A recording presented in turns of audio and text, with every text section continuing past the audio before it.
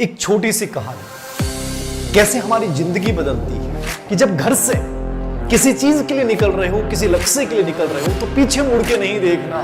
सफर पलायन का नहीं, ये निरंतरता है मंजिलों पे चढ़ने की।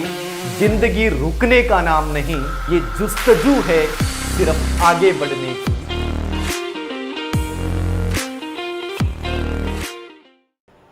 एक छोटी सी कहानी कैसे हमारी जिंदगी बदलती है, इसी श्रृंखला में आज फिर से मैं आप लोगों के सामने हमारी जो संस्कृति है वो हमें बहुत कुछ सिखाती है। हमारा इतिहास हमारे सामने बहुत अनुपम उदाहरण पेश करता है। हमारी एक परंपरा थी, यदि आप सभी को पता हो, और वो परंपरा क्या थी कि जब घर से किसी चीज के लिए निकल रहे हो, किसी लक्ष्य के लिए निकल रहे हो, तो पीछे मुड़ के नहीं देखना।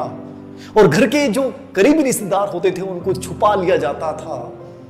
क्या रहस्य था इसके पीछे कि कहीं हमारा मोह उन चीजों में नहीं अटक जाए कि जिंदगी में जब चल पड़े तो सिर्फ लक्ष्य हमारे जहन में होना चाहिए, बाकी के जो रास्ते हैं वो सब रास्ते बंद हो जाने चाहिए। ये इसके पीछे निहितार्थ था। और यदि इसके खिलाफ कोई जाता था तो उसका बड़ा उदाहरण राजस्थान की संस्कृति ऐसी वीर भूधरा पेश करती है। बड़ा अनुपम उदाहरण यदि आपने इतिहास को पढ़ा हो, बूंदी की हाड़ा रानी, जिनके प्रेम में उनके पति रतन सिंह सलुंबर के युद्ध क्षेत्र में जा नहीं रहे थे और उनको उनका कर्तव्य, उनके धर्म का एहसास करवाने के लिए उसी हाड़ी रानी ने, जो बार बार लौट के आना चाहते थे, जब वो जा नहीं रहे थे, उसी हाड़ा रानी ने अपनी गर्दन, अपना सिर काट के थाल में भिजवा दिया।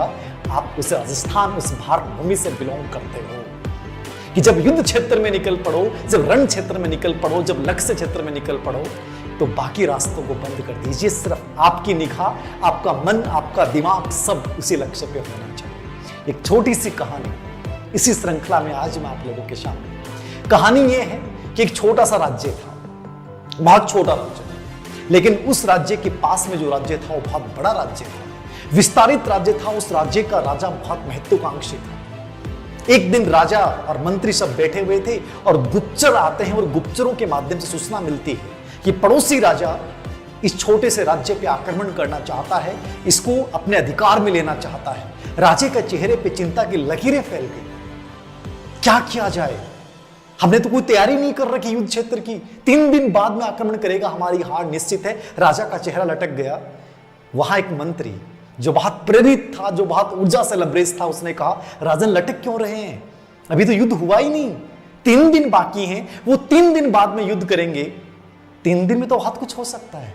वो 3 दिन बाद युद्ध करेगा, हम आज ही युद्ध करेंगे। वो 3 दिन के अकॉर्डिंग तैयारी कर रहा है, लेकिन आज ही हम युद्ध करेंगे। राजन कहा, कैसे? हमने कोई तैयारी नहीं की। कहा, जब ऊर्जा और उत्साह जिंदगी में होते हैं तो किसी तैयारी की जरूरत नहीं पड़ती, क्योंकि पुरुषार्थ से बड़ी कोई तैयारी नहीं होती।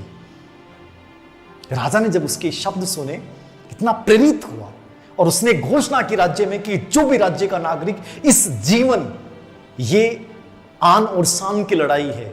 याद रखना, जब जीवन में आन, शान, स्वाभिमान की लड़ाई लड़ी जाती है तो वहां यह नहीं देखा जाता कि आपके पास हथियार क्या है, आपकी प्रिपरेशन, आपकी तैयारी कैसी है। वहां केवल यह देखा जाता है कि दुश्मन कितना ही बड़ा क्यों ना हो, हम उसको हरा देंगे। इस पॉजिटिविटी के साथ पूरा राज्य एकजुट होकर चल पड़ा। पूरी सेना निकलती है और सेना जहां से निकलती है वहां एक पुल था, क्योंकि उस राज्य में प्रवेश करने के लिए उस पुल को पार करना पड़ता था। और जैसे ही पुल को पार किया, देखिए राजा कितना गजब का एक भूमिका निभा रहा है। उस राजन ने कहा, इस पुल को गिरा दीजिए। सब लोग देख रहे थे, पुल को गिरा दीजिए, हम जाएंगे कैसे? राजन ने कहा कि यदि हम जीत जाएंगे तो उस राज्य की भूमि से चले जाएंगे, और हम जीते नहीं तो फिर लौटने की क्या है? मतलब एक नकारात्मक प्रवृत्ति जो होती है, हम युद्ध क्षेत्र में जाते हैं, एग्जाम देने जाते हैं कि हम वापस आ जाएंगे। वापस आने का भाव ही क्यों? जब हमारे मन में भाव हो कि नहीं, लौटना नहीं है, जीत कर लौटूंगा, ये भाव जब मन मस्तिष्क में हो, वहां हार आपके पास नहीं आ सकती। अब सैनिकों के दिमाग में एक ही बात थी कि हमें मारना है, हम जीतेंगे, क्योंकि लौटने के सारे रास्ते बंद हो चुके थे, असफलता के सब रास्ते बंद हो चुके थे। केवल एक रास्ता था, जीत या हार।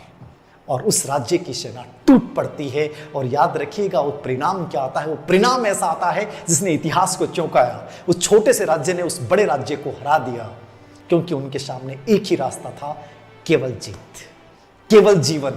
जिंदगी में याद रखना, जब किसी कंपटीशन को, किसी एग्जाम को क्रैक करने के लिए उतर रहे हैं, किसी सफलता को प्राप्त करने के लिए उतर रहे हैं, तो एक रास्ता रखिए, बाकी जो छोटे छोटे रास्ते हैं उनको बंद कर दीजिए। सर वो ये कह देगा, सर यहां से हो जाएगा, सर वहां चला जाऊंगा, नहीं, मेरा एक रास्ता होगा और वो मेरा लक्ष्य है और मैं जीतने के लिए बना हूं, मैं जीत के जाऊंगा। मुश्किलें जिंदगी में कुछ भी नहीं, फिर भी कुछ लोग इरादे तोड़ देते हैं। अगर सच्चे दिल से चाहत हो कुछ पाने की, तो याद रखिएगा, सितारे भी अपनी जमी छोड़ देते हैं। बस ये जमी छुड़वानी है उन लोगों से जो आपको रोकने के लिए बैठे हैं। तो पॉजिटिविटी के साथ, ऊर्जा के साथ, उत्साह के साथ लगे रहिएगा। जीत केवल आपकी होगी, जीत केवल आपकी होगी।